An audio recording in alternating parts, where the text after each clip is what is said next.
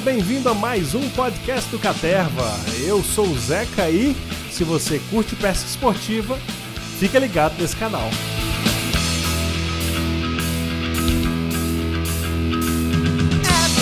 Esse é o programa de número 23 e a trilha de hoje é de uns amigos meus lá de Santos, né, o Primal Therapy. Essa música se chama We Don't Care. Pra mim, o Primal Therapy ainda é uma das melhores bandas de punk rock que o Brasil já produziu. Os caras já penduraram a chuteira já faz um tempo. Eu tive aí o prazer de tocar com eles não só em Belo Horizonte, mas também lá em Santos. E a gente lançou junto com eles uma coletânea que saiu pela Cogumelo. Para quem quiser ir pesquisar mais, procura por Flying Music for Flying People. Para quem se interessar, vai estar aí na descrição do podcast, tanto no site do podcast quanto no YouTube e em outros espaços que for possível. Já aproveitando, se você curtiu o podcast, dê aí seu like, compartilha com seus amigos, né? E se estiver ouvindo pelo YouTube, se inscreva lá no nosso canal. E se for possível, quiser ajudar ainda mais, vai lá no nosso Apoia-se, no primeiro comentário do YouTube ou no nosso site, tem lá Apoio Caterva. E aí você pode ajudar a gente com alguma coisa, desde R$1 até o quanto você achar que é pertinente. Isso ajuda a gente a manter o podcast ativo e esse canal funcionando direto. Valeu, pessoal! Vamos lá, vamos dar início ao bate-papo de hoje. Hoje eu vou falar sobre um tema que é um pouco diferente. Eu vou falar sobre humildade. E aí você pergunta, tá, mas o que humildade tem a ver com pescaria? Pois é isso que eu vou tentar explicar. Esse tema tem a ver com um pouco da minha experiência de ter sido pai. E a ideia aqui é tentar mostrar como que a gente, sendo mais humilde em algumas situações, pode melhorar a nossa pescaria. Eu vou falar aí de experiência própria ou de pessoas que passaram por situações a qual eu estava presente. Isso acho que vai gerar uma discussão interessante. Agora eu vou deixar um pouquinho do Primal Therapy para vocês curtindo. E assim que eles terminarem, a gente volta.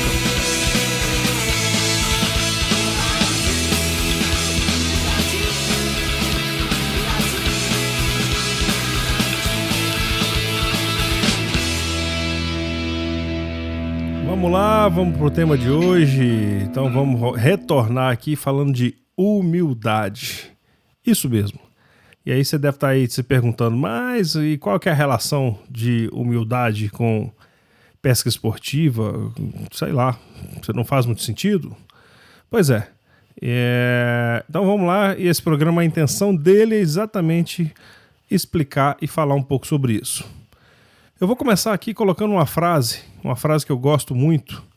Eu não sei de quem que é, não tem um autor definido, mas essa frase eu acho bem interessante, que é o seguinte: o dia que eu souber tudo sobre pesca, eu estarei velho demais para pescar.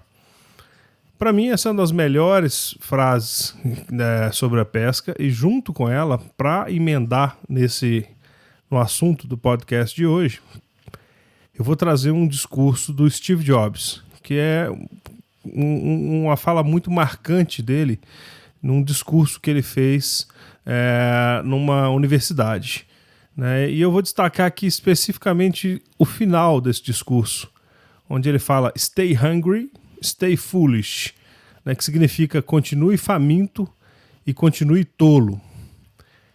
E para complementar, um dia, em 2013, eu estava a trabalho em Nova York, fui visitar uma das maiores agências de publicidade do mundo, né, até naquele momento, e na parede da agência estava escrito "Acorde tolo todos os dias".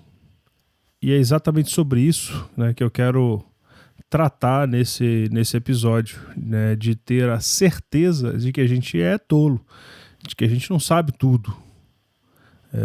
Pode até saber alguma coisa, mas não sabe tudo.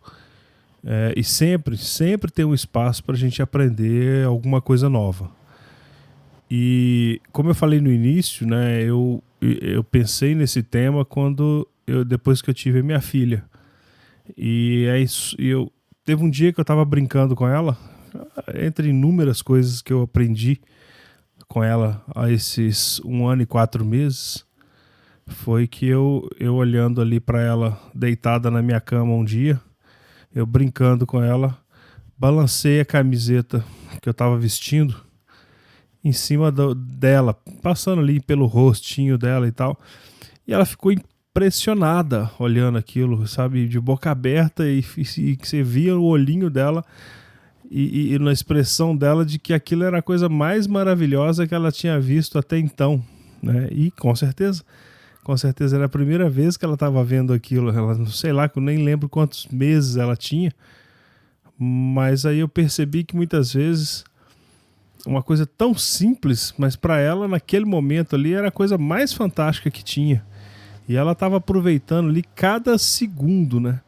A carinha dela de surpresa ali, literalmente de ver a coisa pela primeira vez, para mim foi uma das coisas mais legais até então.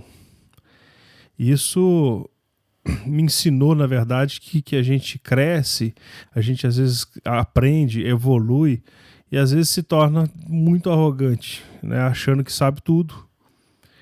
E a gente às vezes perde esse olhar sobre as coisas, né? E sinceramente, se isso se perder, principalmente na pesca, eu acho que está na hora de parar de pescar, sabe? Eu tomei uma decisão uns anos atrás. A pesca estava se tornando para mim muito mais doloroso do que prazeroso.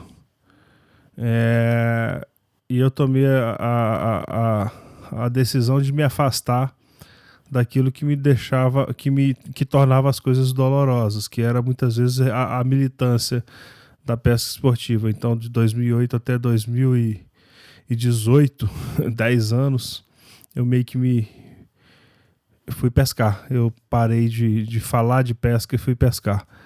Mas bom, isso não vem ao caso nesse programa.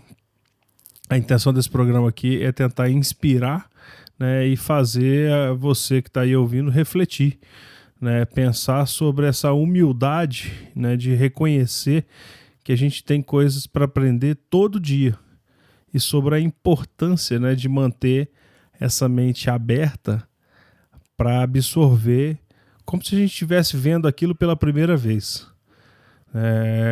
Quantas vezes aí a gente já não ficou sabendo de casos de pessoas que foi para a Amazônia, ao chegar lá na Amazônia ignoraram muitas vezes a dica do guia e acabaram ali passando uma semana inteira pegando praticamente nenhum peixe.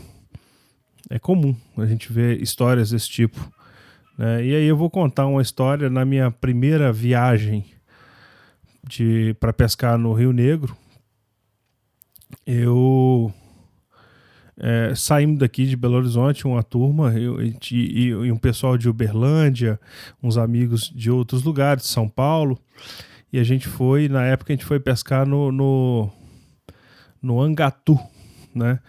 Lá com o André Zequerini, e Biguá estava com a gente lá de Brasília, Luizão, né, Marlúcio, Alan, Beto, daqui de BH, uma turma de amigos aí espalhada por esse Brasil aí. E aí, toda vez que a gente vai pescar na Amazônia, e é normal que as pessoas façam esse tipo de coisa, você cria uma expectativa muito alta.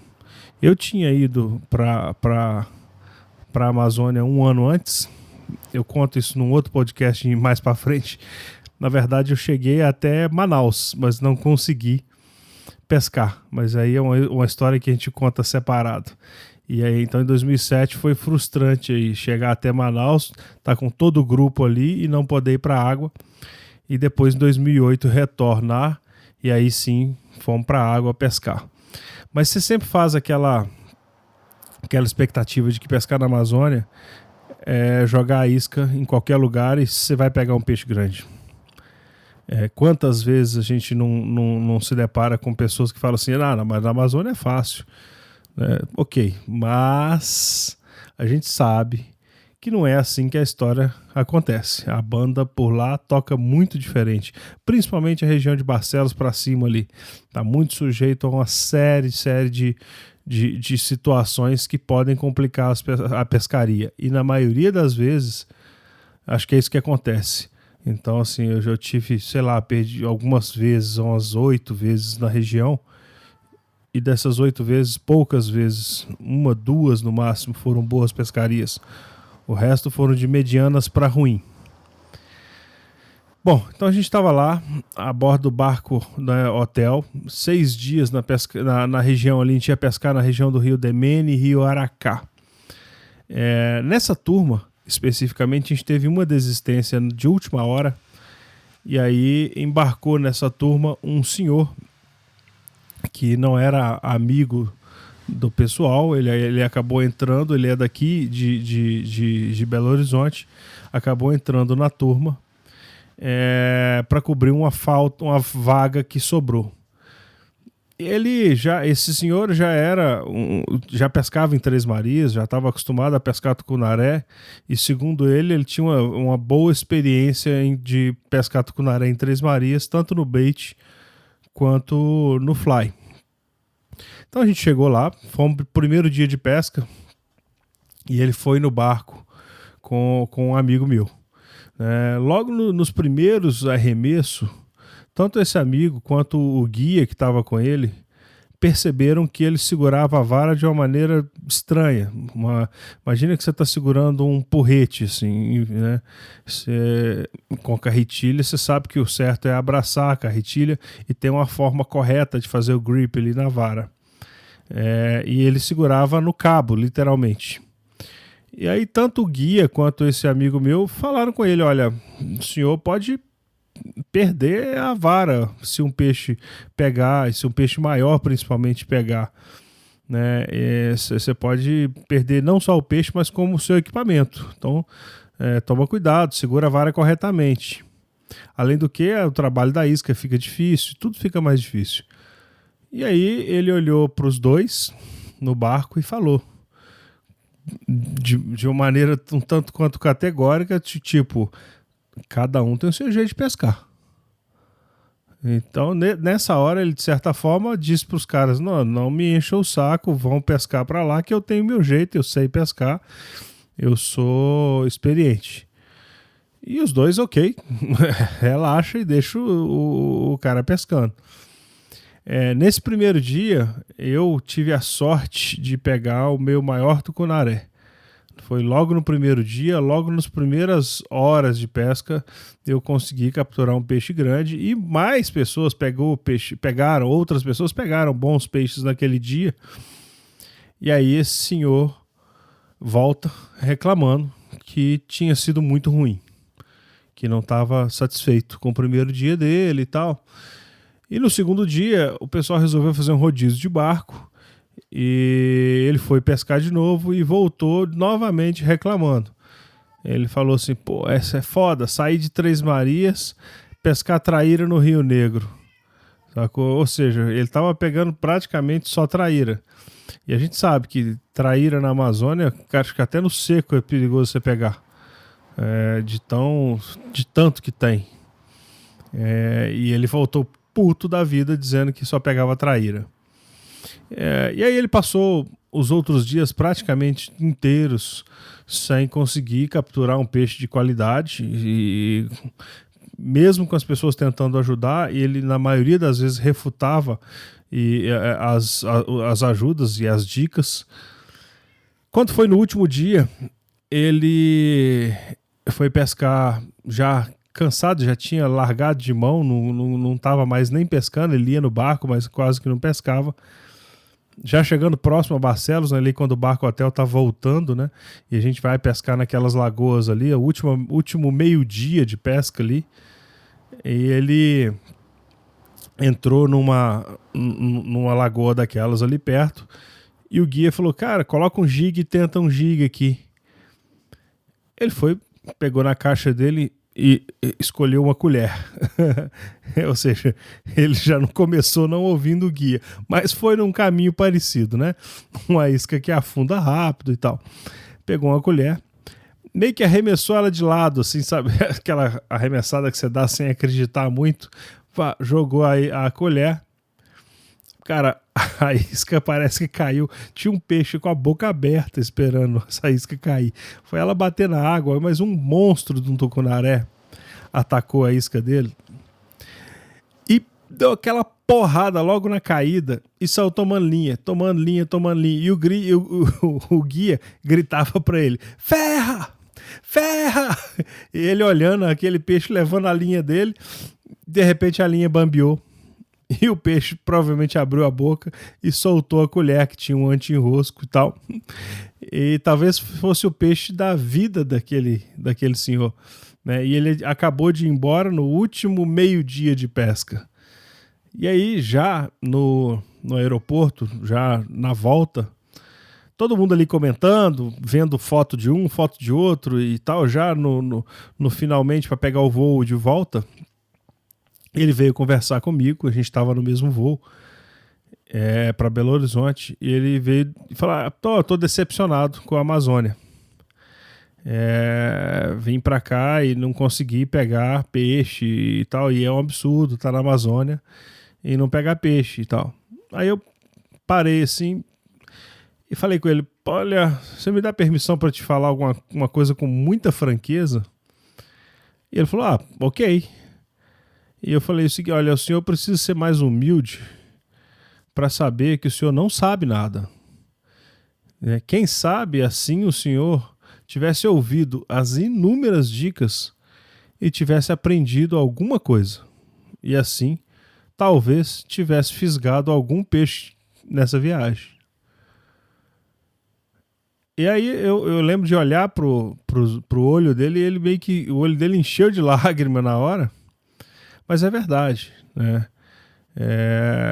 Ele passou a viagem inteira não ouvindo o que todo mundo tentou dizer a ele, e confiou no que ele considerava experiência,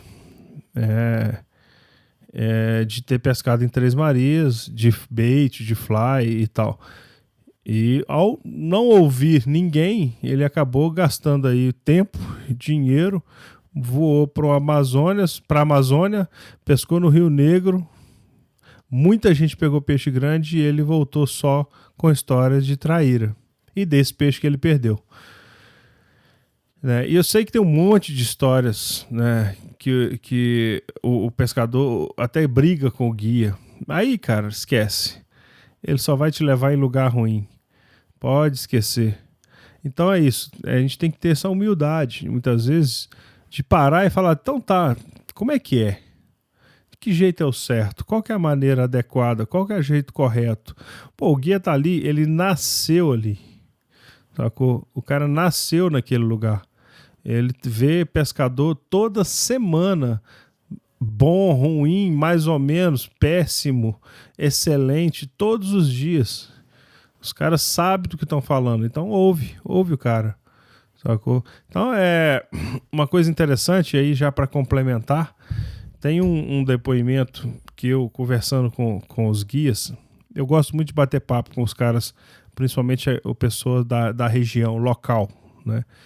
E aí, conversando com o guia, ele comentou que ele esperava para ele esperava ansioso a temporada de pesca, porque é um dos poucos momentos em que ele se sentia gente, porque ele é ouvido e as opiniões dele são valiosas para aqueles caras que estão vindo lá da cidade para pescar com eles, sabe? Ele é um momento que ele espera com vontade para poder passar um pouco do que ele sabe. Então se coloca na pele desse cara que está ali esperando, ansioso, para poder ensinar o que ele aprendeu, né, com a vida dele naquelas águas ali, e de certa forma você vai lá e ignora o que esse cara fala. E algumas vezes até pode fazer uma piada ou brincar, né? Provavelmente você se sentiria da mesma forma. Chateado, e vai falar assim: ok, esse cara não vai mais pescar durante essa viagem. Mas bom, isso aconteceu, isso foi verdade, isso aconteceu em 2008, e eu acho que é um bom exemplo de que a falta de humildade muitas vezes atrapalha na sua pescaria. Uma coisa interessante de falar sobre isso, das pescarias que eu mais faço aqui em Belo Horizonte é pescar Black Bass.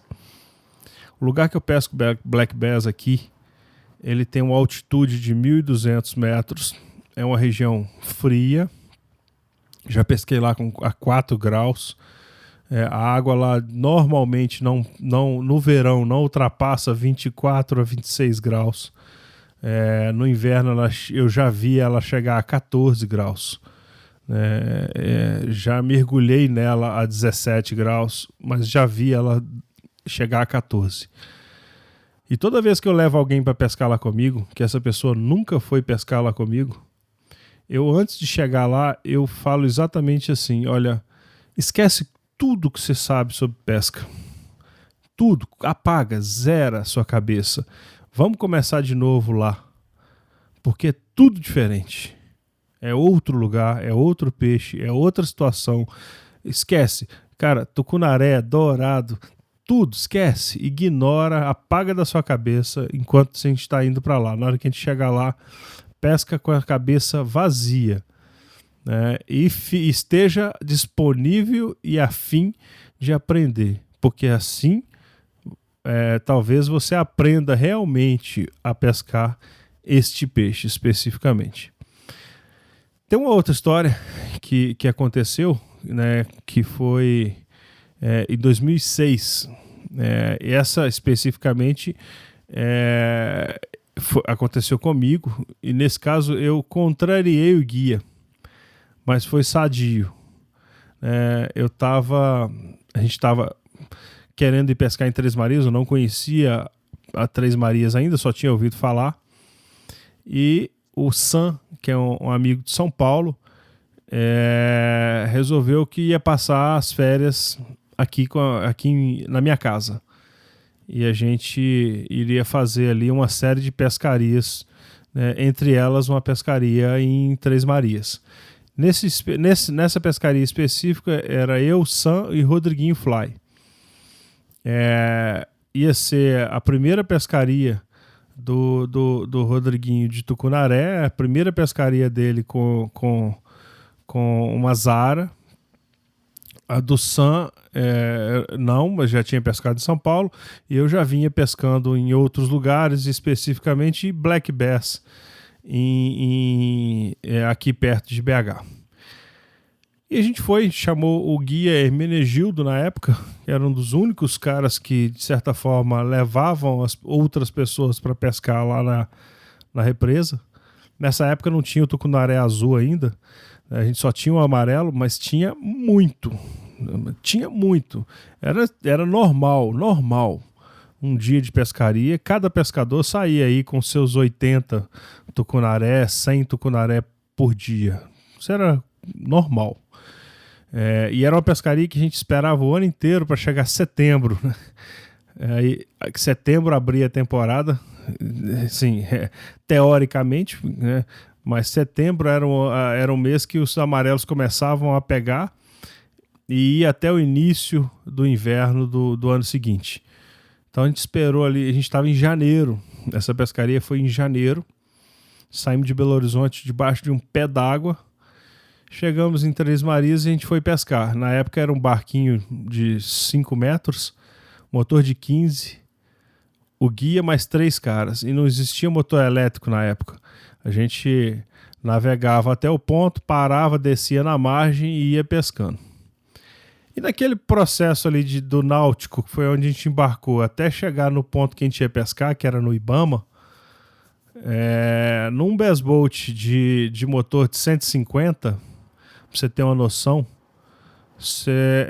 em torno de 20 minutos de travessia, né, ou de navegação. 20 minutos, exatamente contados no relógio, 20 minutos. No motor de 15, sei lá, isso ia mais que dobrar. Então a gente saímos até tarde do náutico, e aí por outros motivos, né, e a gente seguiu direto pro Ibama. Chegando lá, aliás, no caminho eu fui montando o equipamento. Então comecei a pegar minhas iscas, separar algumas iscas ali. E a isca que eu engatei na vara, na época eu usava uma vara 5.3, 17 libras da Daiwa. Engatei uma isca, uma Heddon, Dr. Spock, daquela Zara Spock original. Ela tem 13 centímetros e as garateias são presas por parafusos ainda. Ela não tem nem barulho, ela não faz barulho, não. Eu tenho essa isca até hoje. Ela é branca com a cabeça vermelha. O Hermenegildo olhou pra minha isca e falou: cara, isso não pega aqui não. A única coisa que pega aqui em Três Marias é essa aqui. Ele me mostrou a vara dele, tinha uma varinha do lado de molinete, com uma rapala meia água, uma shed rap, sei lá, dos seus 7, 9 centímetros no máximo. E ele usava um chumbo na linha para tornar melhorar o arremesso, e a isca descer um pouco mais. Ele falou: cara, o que pega aqui é isso. Eu olhei e falei assim: legal, bom saber, mas eu vou tentar essa aqui. Eu comprei essa isca aqui, nunca usei, deixa eu ver qual é. E nesse dia o Rodriguinho também resolveu colocar uma Zara, era a primeira pescaria dele de Tucunaré. Ele ainda não sabia trabalhar a Zara na época, e eu emprestei para ele uma versão menor da Dr. Spock, uma isca na época fabricada em Belo Horizonte. É uma cópia, né, que era chamada de Pescatriz. Eu tenho essa isca também. Não, essa isca eu não tenho mais. Eu dei ela para um guia na Bahia. Mas emprestei para ele. E a gente, na hora que o barco estacionou, chegou em cima da grama assim, e era janeiro, então é a época que a água tá subindo, então a água tava limpinha, mas toda na grama. Tava lindo o lugar. Na hora que estacionou, antes do barco parar, o Rodriguinho arremessou a Zara dele. Outra coisa, bateu do lado de um espinheiro, deu 2 mexidas e o amarelinho já enfiou a boca nela. Pau! Jogou ela pra cima. Cara, pensa num desespero desse menino quando viu aquilo. Ele pulou do barco e saiu correndo na margem para pescar. Depois tem essa história, eu conto essa história especificamente do Rodriguinho, no episódio que eu fiz com ele. Eu não vou lembrar o número agora, mas tem um episódio que eu fiz com o Rodriguinho Fly sobre a escola de pesca da Fishing Style, e a gente conta esse caso. O fato é que aquele dia, cara, especialmente, o tucunaré tava pegando qualquer coisa, cara. Eu nunca vi tanto peixe na minha vida. A gente deve ter chegado por volta de um meio-dia no ponto, porque a gente chegou tarde em Três Marias, então a gente chegou lá por volta de quase meio-dia. Cara, eu perdi a conta de quantos tucunarés a gente pegou naquele dia, e basicamente todos eu peguei na superfície, com a isca que até então não se pegava ali. Mas também experimentei meia água, né? E pescamos muito de fly também. Mas nesse dia, o que eu fiz foi contrariar o que o guia falou, mas eu não fechei a porta, eu não critiquei a opinião dele. Eu só disse que eu queria tentar aquela isca ali e quem sabe dava certo. E deu certo. E depois que eu encontrei com o Hermenegildo, várias vezes eu encontrei com ele depois, e ele comentou que aquela era uma das memórias que ele tinha daquela pescaria, foi que ele nunca achou que aquela isca fosse pegar peixe, e ele nunca viu tanto peixe bater na superfície como ele viu aquele dia. Isso mudou a opinião dele com relação à isca de superfície. A partir daquele dia, acho que até ele começou a usar. Mas eu tomei muito cuidado para não questionar e não zoar ou não colocar ele de uma maneira que ele se sentisse mal. Isso é fundamental. Tem uma outra história, agora eu já falei lá do início da pescaria de Bess, e tem um caso que é o seguinte: esse lago que eu pesco Bess é uma barragem, e tinha lá o barrageiro, que é o cara que abre e fecha a barragem de acordo com a necessidade de geração de energia. Essa barragem é de 1950. E o seu Zé, que era o barrageiro lá dessa barragem, ele já estava trabalhando, já trabalhava naquela função 16 anos depois de já ter aposentado. Eu não sei a idade dele, eu nunca perguntei. Mas ele sempre foi um cara muito forte, sabe? Muito cheio de história. É daqueles caras que falam pouco com quem ele não conhece, mas ele conversa bastante com quem ele já tem certa liberdade. Felizmente, né, comigo, ele me contava um monte de casos da região. Vale a pena fazer um podcast só de casos, principalmente do seu Zé, são ótimos, cada um mais engraçado que o outro, né? E toda vez que eu chegava lá, e eu pesco menos hoje, mas eu pescava lá basicamente uma vez por mês, quando não mais de uma vez por mês, dependendo da época. E no início a gente usava o barco da barragem, né? Eu tinha feito um contato com a Alcan, pedindo autorização para usar o barco deles que ficava lá. Então eu ia na casa do seu Zé, o seu Zé me dava a chave do barco, o cadeado e um remo, e a gente saía para pescar. E eu sempre chegava ali e cumprimentava ele e perguntava: e aí, seu Zé, como é que esses peixes estão aí hoje? E ele sempre fazia um comentário, né? E geralmente a resposta é uma só: ah, Zeca, esses peixes aí não tá fácil não.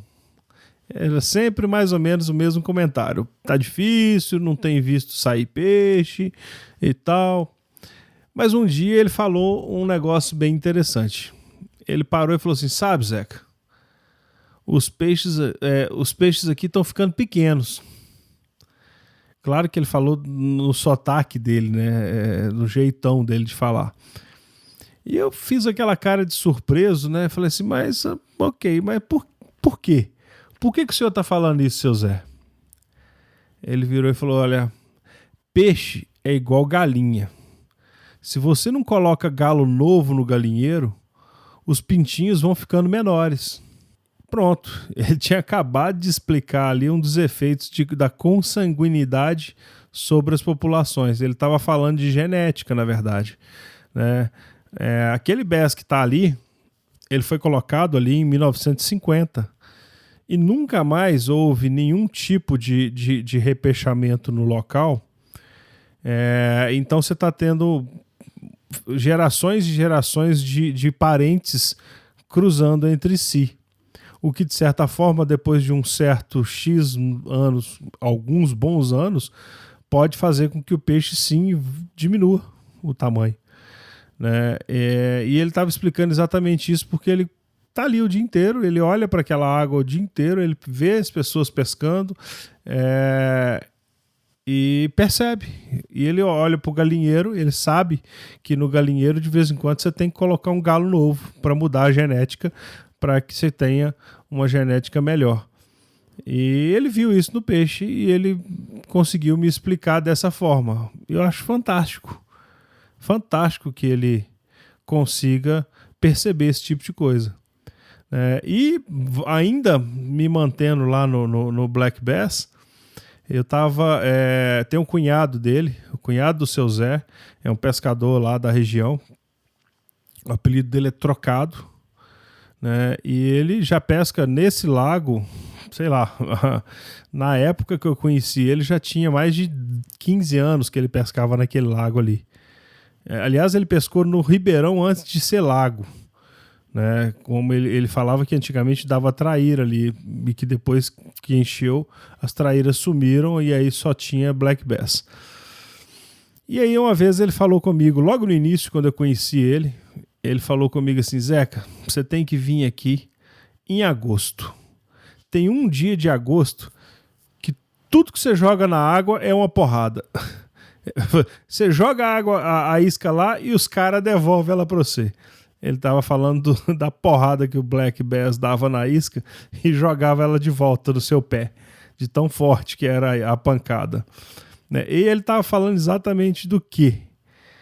Ele estava falando do momento de pré-desova, que é ali agosto, entrando em setembro, saindo do mês de julho, que é inverno, e onde o peixe está saindo do inverno e está se alimentando o máximo que ele pode para ganhar gordura suficiente para passar ali o período de desova, mas primeiro o de montar ninho, né? Depois acasalar e depois proteger ninho.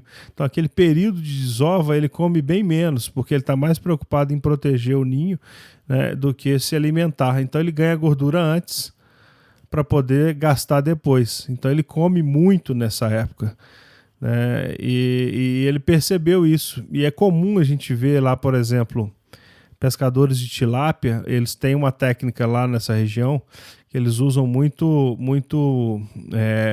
cupim, principalmente aquele cupim preto que fica nas árvores, não o cupim que dá no chão. O que vai nas árvores ele é escuro, né? Então eles pegam um cabo de vassoura, colocam ali uma argola de um lado, uma argola do outro, nele amarram uma linha muito fina com um anzolzinho e lá na frente põe o cupim. E aquele cabo de vassoura serve de boia de arremesso. É muito comum nessa época você ver o Bés atacar as boias, porque ela fica ali em cima do ninho, daqui a pouco ele dá aquela porrada na boia, afunda com ela e ela sobe de novo, porque não tem um anzol, não tem uma garateia. É muito comum isso em agosto. Então ele vendo aquilo, ele percebeu que esse período era um período bom para se pescar na superfície. Então ele estava me passando uma informação. Se a gente acaba ignorando esse tipo de coisa, você deixou de aprender, né? Ele viu tudo isso vivendo ali, estando ali todo dia, percebendo. Essa informação é rica e é ignorância, né? Nossa, ignorar isso, sacou? Então, além do que, né, são histórias que acabam virando histórias aí para a vida toda. E outra vez, eu pescando na Amazônia, né, nesse caso já uma outra pescaria, tava eu e Alan no mesmo barco, e era um dos últimos dias de pescaria. Não, aliás, foi 2008, me lembrei, nessa mesma pescaria que eu comecei falando no início. A gente estava no mesmo barco, era um dos últimos dias, e a gente já estava pescando ali naquela região do Demene.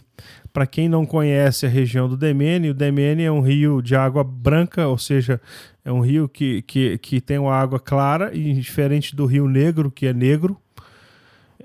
E o Demene tem uma série de lagos que são conectados, que são perenes, praticamente eles não se desconectam do rio nas secas, né, que eles chamam de lago de cano. Então isso permite que o peixe entre e saia desses lagos com certa facilidade. E aí a gente estava entrando num lago e chegamos na boca do lago, o guia falou assim: olha, a gente só vai pescar do lado esquerdo. E eu logo, né, por quê? É porque o lado direito estava lindo, cara. Olha assim, aquela vegetação dentro da água, lindo.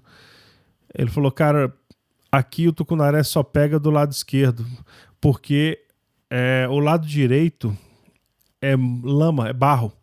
O lado esquerdo é praia de areia.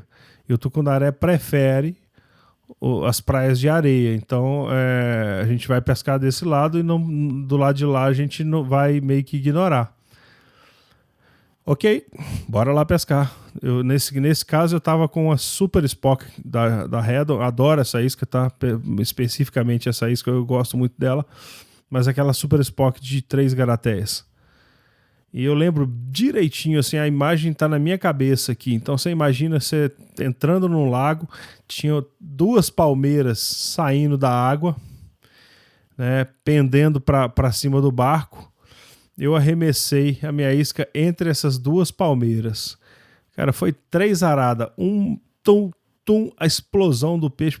Foi uma porrada de um tucunaré que eu lembro da água ter espirrado 1,5 metro para cima na pauleira, nessa palmeira, e molhado ela.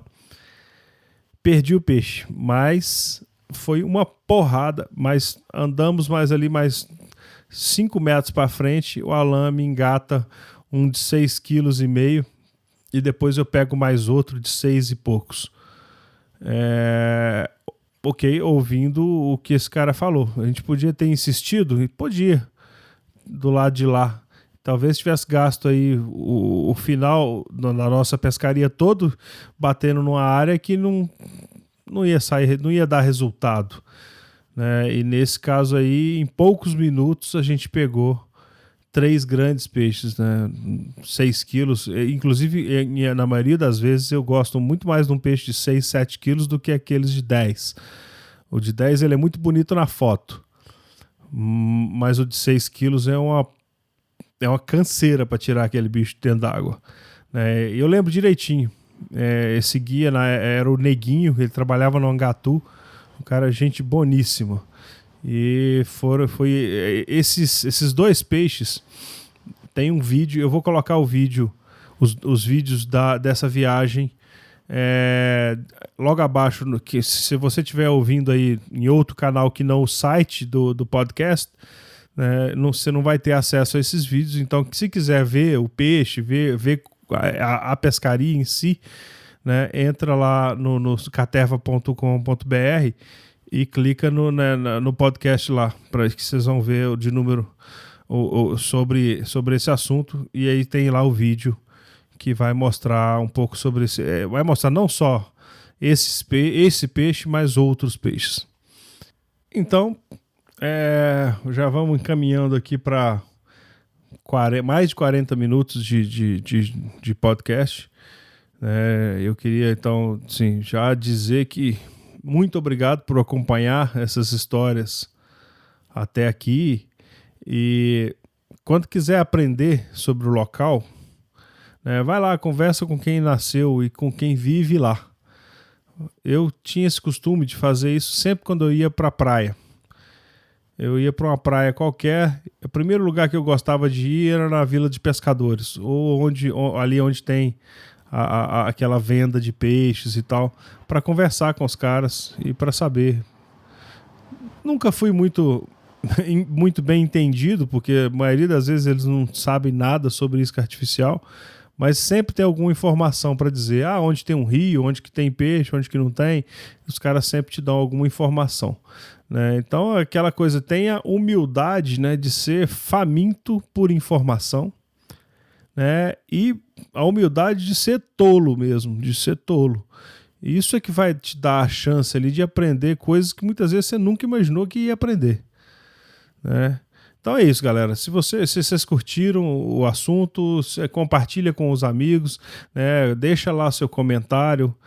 Você pode encontrar lá no fórum do Caterva, basta entrar em caterva.com.br e clicar lá em Fórum Caterva, faz o cadastro lá, eu libero rapidamente, ou quem quiser me encontrar aí pelas redes sociais, meu perfil é Alex Bolt e o do Caterva é Fórum Caterva. Eu aproveito para mandar um recado para todo mundo que é de Belo Horizonte. Agora, em março, a gente volta a ter os nossos encontros toda primeira terça-feira de cada mês. É uma oportunidade aí para sair desse mundo virtual e conhecer, cada um se conhecer de verdade.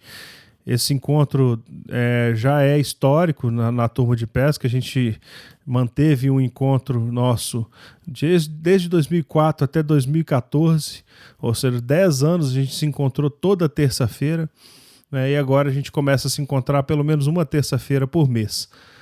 Então fica ligado, essas reuniões geralmente elas acontecem no Boi Vitório, ali na Avenida Afonso Pena, 4.374.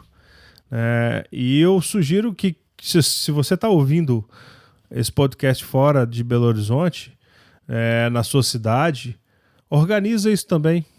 Organiza um encontro da Caterva da sua cidade. Teve uma época que a gente tinha a Caterva de Belo Horizonte, a Caterva de São Paulo, a Caterva de Curitiba, que é a original, de onde surgiu toda essa história, e a galera se encontrava com frequência. Então faça isso também. Junta essa turma, sai desse mundo virtual, vai um pouco para o mundo real. Isso só tende a melhorar.